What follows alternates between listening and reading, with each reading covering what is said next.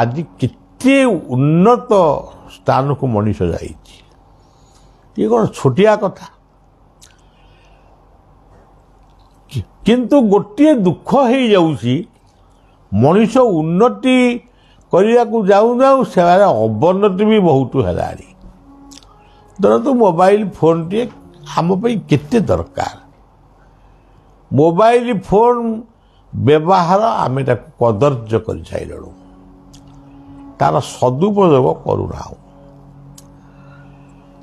ତେଣୁ ପ୍ରତ୍ୟେକ ଜିନିଷକୁ ସଦୁପଯୋଗ କରିବା, ଏହାକୁ କୁହାଯାଏ ମେଟେରିଆଲ ସାଇନ୍ସ, ପଦାର୍ଥ ବିଜ୍ଞାନ। ପଦାର୍ଥ ବିଜ୍ଞାନ ପିଲା କ'ଣ ପଢ଼ନ୍ତି ବଳିଆ କହିପାରିବନି, ମୁଁ ତ ପଢ଼ିନି। ମୋ ମତରେ ଗୋଟେ ଆମେ ଖାଲି ପୂଜା କହିଲେ କହୁଛୁ କ'ଣ, ଫୁଲମାଳ ଦେବୁ ତନ, କଥା ଏ କଥା ବଳିଆ କେତେବେଳେ ବି ଗୁରୁତ୍ୱ ଦିଏନି। ପୂଜା କହିଲେ ସଦୁପଯୋଗ। ମୋର ଆଜି ମନ ହେଉଛି ଗୋଟେ ଅମୁକ ତରକାରୀଟିଏ ଖାଇବି, ସେଇ ପରିବା ଥିବା ଦରକାର, ଯିଏ ରାନ୍ଧିବ ତାର ଇଚ୍ଛା ଶକ୍ତି ଥିବା ଦରକାର, ଯିଏ ବାଢ଼ିକିରି ଆମକୁ ଖାଇବାକୁ ଦେବ ସେ ହର୍ଷୋଟ ଫୁଲ ମୁଖରେ ଦେବା ଦରକାର। ଇଏ ହେଉଛି ପ୍ରକୃତରେ ପୂଜା। ଆଉ ରାନ୍ଧିଦେଲି ଖାଇଲେ ଖା ନ ଖାଇଲେ ନାହିଁ, ସେଗୁଡ଼ା କ'ଣ ପୂଜା? ତେଣୁ ପୂଜା କହିଲେ ପୂଜ୍ୟ ପୂଜା। ପୂଜ୍ୟ ପୂଜା କ'ଣ?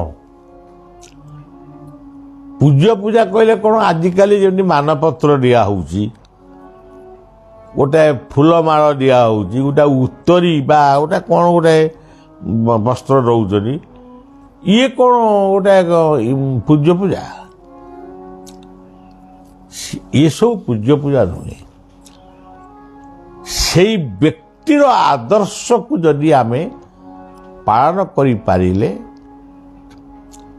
ବା ସେ ବାପା ମା ହୁଅନ୍ତୁ, ଭାଇ ବନ୍ଧୁ କୁଟୁମ୍ବ ଯିଏ ହୁଅନ୍ତୁ, ସାଙ୍ଗସାଥି ହୁଅନ୍ତୁ, ଯିଏ ବି ହୁଅନ୍ତୁ, ସେଇମାନଙ୍କୁ ଯଦି ଆମେ ଯଥା ସମୟରେ ଯଥା ଯୋଗ୍ୟ ବସ୍ତ୍ରଟିଏ, ସେଇଥିପାଇଁ ଜନ୍ମୋତ୍ସବରେ ଦିଆହେଉଥିଲା ବସ୍ତ୍ର, କିଏ ବାହାଘର ହେଉଥିଲା କାହାର ବ୍ୟବହାର ପଠା ହେଉଥିଲା, କାହା ବାପ ଘରୁ ଭାର ଆଉଥିଲା ତାକୁ ଲୋକଙ୍କୁ ଡକା ହେଇ ଖାଇବାକୁ ଦିଆହେଉଥିଲା। ଏ ହେଉଛି ପୂଜ୍ୟ ପୂଜା। ଆଜି ଆମ ସମାଜରେ, ଆମ ପରିବାରରେ ପୂଜ୍ୟ ପୂଜାର ବ୍ୟତିକ୍ରମ ହେଇଛି। ସେଥିପାଇଁ ବାୟା ଆଉ ଗୋଟିଏ ବାଣୀ କହିଲେ, ଭାଗବତର ବାଣୀ, ସୁଲଭ ନାବ ରୂପ ଘାଟେ ବନ୍ଧନ ଭବ ସିନ୍ଧୁ ତଟେ।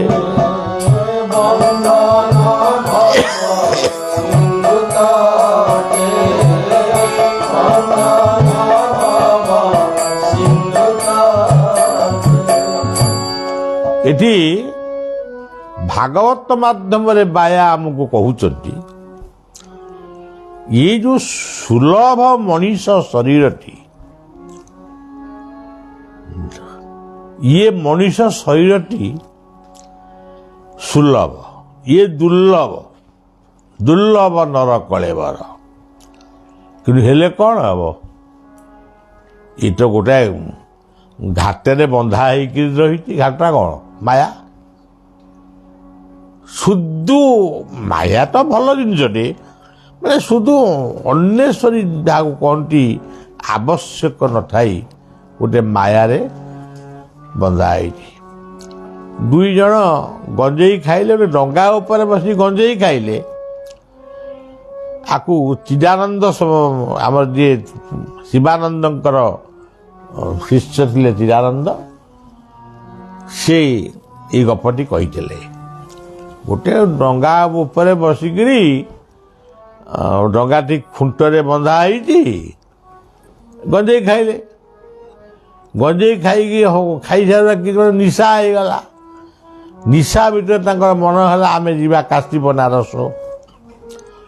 ତେଣୁ ତାଙ୍କ ଭିତରେ ମାନେ ୱାର୍କ ଇଏ ଫିକ୍ସ ହେଇଗଲା, ତମେ କାତ ମାରିବ ମୁଁ ହାଇରା ମାରିବି, ଏମିତିକି ଯିବା ଆମେ ବନାରସ ଯିବା, ଯିବା ରାତିରେ ବି ଫେରି ଆସିବା ଆଉ। ତେଣୁ ସେ ବାହାରିଲେ। କାତ ମରା ହେଉଛି, ଆହୁଲା ପଡ଼ୁଛି, କିନ୍ତୁ ଖୁଣ୍ଟରୁ ସେ ଦୌଡ଼ା ଫିଟା ହେଇନି। ଇଏ ଝାଳନା ଠିଏ ତା ଭିତରେ କଥା ହେଉଛି କେତେ ବାଟ ଆଉ ରହିଲା, ନାଇଁ ଏଇ ଯେଉଁ ଆଲୁଅ ଦେଖାଯାଉଛି ସେଇଗୁଡ଼ାକ ଗୋଟେ ହବ ଆଉ। ରାତି ପାଇଗଲା, ଗଞ୍ଜେଇ ନିଶା ଛାଡ଼ିଗଲା, ଦେଖିଲାକୁ ଯିଏ ଯୋଉଠି ଅଛନ୍ତି ସେଇଠି। ସେଥିପାଇଁ ବଳିଆ ଗୋଟେ ଗୀତରେ ଲେଖିଛି, ମାୟାର ଛତା ତଳେ ନିର୍ମାୟା ନେତ୍ରେ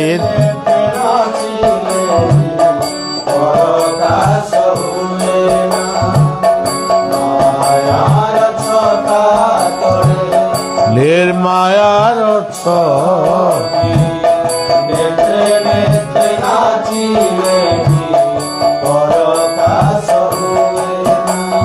ଏ ମଣିଷ ଏ ମଣିଷ ଏ ମଣିଷ ଏ ମଣିଷ ଯାଇପାରେ ନା, ତାକୁ ଟିକେ ତାକୁ ଟିକେ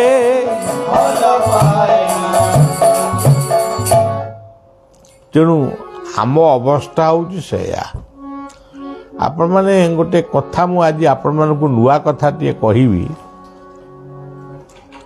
ବଣମଲ୍ଲୀର କଥାଟିଏ କହିବି। ଆମର ଏଇ ଜଗତସିଂହପୁର ଜିଲ୍ଲାର ଗୋଟେ ଗାଁ ଅଛି, ଯେଉଁ ଗାଁର ନାଁ ହେଉଛି ସାରଣା। ସେ ସାରଣାରେ ଗୋଟିଏ ପ୍ରସିଦ୍ଧ ଦଧିବାମନଙ୍କର ଆସ୍ଥାନ ଅଛି, ଗୋଟିଏ ମୂର୍ତ୍ତି। ବଳିଆ ସେଠିକି ଯାଇଛି, ପୂଜା ତାଙ୍କ ପ୍ରସାଦ ପାଇକି ସବୁ ହେଉଛି ଯାଅ।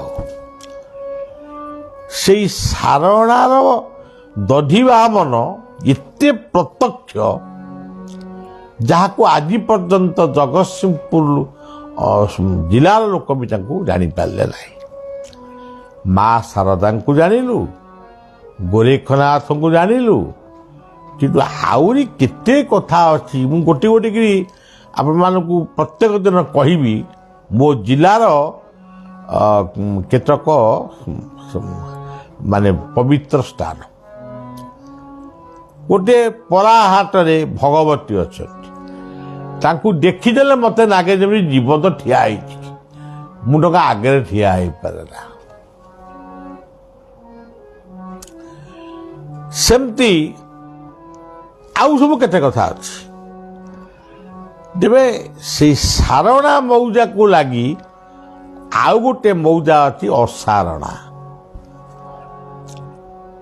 ସେ ଅସାରଣା ମୌଜାରେ ଗୋଟେ ଶିଷ୍ୟା ଅଛି, ଯାହାର ନାଁ ହେଉଛି ଭାରତୀ। ଗରିବ ସଂସାର, ଏପର୍ଯ୍ୟନ୍ତ ବିବାହ ହେଇନି, କିନ୍ତୁ ଏବେ ସେ ସନ୍ନ୍ୟାସିନୀ ହେଇଯାଇଛନ୍ତି। ତାଙ୍କ ଜୀବନର ଗୋଟେ ଅନୁଭୂତିର ବହୁତ ଥାଏ, କିନ୍ତୁ ପ୍ରତ୍ୟକ୍ଷ ଅନୁଭୂତି। ସିଏ ଘରେ ଅଛନ୍ତି, ଗୋଟେ ପାଲା ଶବ୍ଦ ଶୁଭିଲା। ଏଇ ଦଧିବାମନ ହେଉଛନ୍ତି ଜଣେ କଳାପ୍ରେମୀ ଦେବତା। ସେ କଳାକୁ ଆଦର କରନ୍ତି। ପାଲା ତାଙ୍କ ପାଖରେ ମାସରେ 15 ଦିନ ହୁଏ। ଏସବୁ ଯାଆନ୍ତି, ଏ ଭାରତୀ ବି ଯାଏ। ଭାରତୀ କିନ୍ତୁ ଗୁରୁ ଗ୍ରହଣ କରିସାରିଲା ପରେ ସେ ତାର ଅନ୍ୟତ୍ର କୋଉଠିକି ଯିବା, କୋଉ ନାମ ଧରିବା, କ'ଣ କରିବା, ସେସବୁ କଥା ସେ ମୁଣ୍ଡରେ ପୁରାଏନି। ଦିନେ ସେ ଉପଲବ୍ଧି କରୁଛି ତାକୁ ଜଣେ ଡାକୁଛି ପାଲା ଶୁଣିବାକୁ ଆ। ସେ ପଚାରୁଛି ପାଲାଟା କୋଉଠି ହଉଛି? ନା ଦଧି ବାମନଙ୍କ ପାଖରେ ହଉଛି। ଦଧି ବାମନଙ୍କ ପାଖରେ ପାଲା ହଉଛି ମୁଁ ଯିବି ଯେ, କିନ୍ତୁ ମୁଁ ବାବା ଯଦି ମୋତେ କହିବେ, ମୁଁ ଯଦି ବାବାଙ୍କୁ ସେଠି ଦେଖିବି ମୋ ଗୁରୁଦେବଙ୍କୁ, ତାହେଲେ ମୁଁ ପାଲା ଦେଖିବି। ଆଶ୍ଚର୍ଯ୍ୟ କଥା, ସେ ଲେଖିକିରି ଲେଖାଟି ପଠେଇଛନ୍ତି, ଆମ ପତ୍ରିକାରେ ବି ବାହାରିବ। ମୁଁ ଯେତିକି କହୁଛି ଟିକେ ଟିକେ ଏପଟ ସେପଟ ହେଉଛି, ତାକୁ ପୁଣି କରେକ୍ସନ୍ କରି କାଲିକି ଗତକାଲିକି ଆସନ୍ତାକାଲି କହିବି। ଯେତେବେଳେ ସେ ପହଞ୍ଚିଗଲା, ତା ଦଧିବାମାନଙ୍କ ତ ଦିଆହେଇଛି ପହଡ଼, ଆଉ ମୁଁ କେମିତି ବାବାଙ୍କୁ ଦେଖିବି? କବାଟ ଖୋଲିଗଲା। ଏ ସତରେ ଖୋଲୁ କି ଖୋଲିଲା ଭଳିଆ ଜଣା ପଡ଼ିଲା। ସିଏ ତା ଭିତରେ ଦେଖିଲା ବାବାଙ୍କୁ, ତା ଗୁରୁଙ୍କୁ ସେ ଦେଖିଲା। ଖାଲି ସେତିକି ନୁହେଁ, ସେ ମନେ ମନେ କହିଲା ଯେ ମୁଁ କୃଷ୍ଣଙ୍କୁ ଭଲ ପାଏ, ମୁଁ ଯଦି କୃଷ୍ଣଙ୍କୁ ନ ଦେଖିବି ଆଉ କ'ଣ ମୋ ଜୀବନରେ ହେଲା। ଏମିତି ଗୋଟେ ସମୟ ପଡ଼ିଲା, ଦଧିବାମନଙ୍କ ଆରତୀ ଦେଖିବା ପାଇଁ ଯେତେବେଳେ ସେ ଯାଏ, ତାକୁ ଦଧିବାମନ ଆଉ ଦେଖାଦେଲେ ନାହିଁ।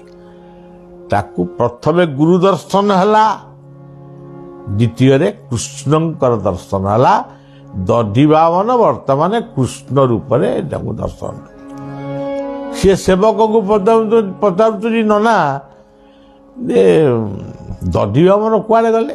ନା ଭାଇ ଏଇବାର ବସିଛନ୍ତି, ନା ବା କୃଷ୍ଣ। ତେଣୁ ସଜ୍ଜନ, ଆଜି ବି ସେ ଝିଅଟି ସନ୍ନ୍ୟାସିନୀ ହେଇ ତାର ମାକୁ ସେବା କରୁଛି। ଆଜି ବି ଅପେକ୍ଷା କରିଛି ତାର ମା ଦେହତ୍ୟାଗ ପରେ ସେ ହୁଏତ ଆଶ୍ରମ ଫାଶ୍ରମ କରି ରହିବ, କିନ୍ତୁ ତା ପାଇଁ ଦଧିବାମନ ହେଇଯାଇଛନ୍ତି ତାର ଗୁରୁ ଏବଂ ତାର କୃଷ୍ଣ। ଏ କଥାର ବିଶେଷ କଥା ଟିକେ ପତ୍ରିକାରେ, ଅନନ୍ତପ୍ରଭା ପତ୍ରିକାରେ ବାହାରିବ।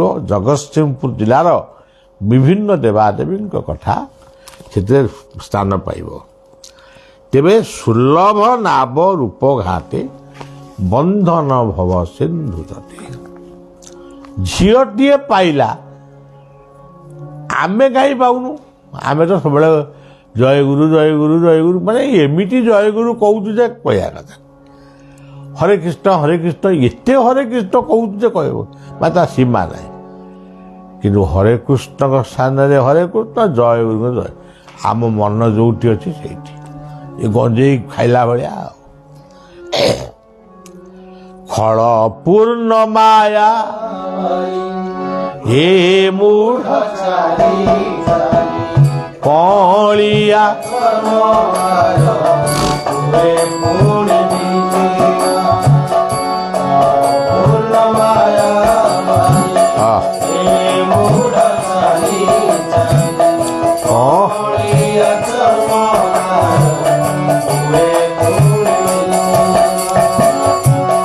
ମଣିଷ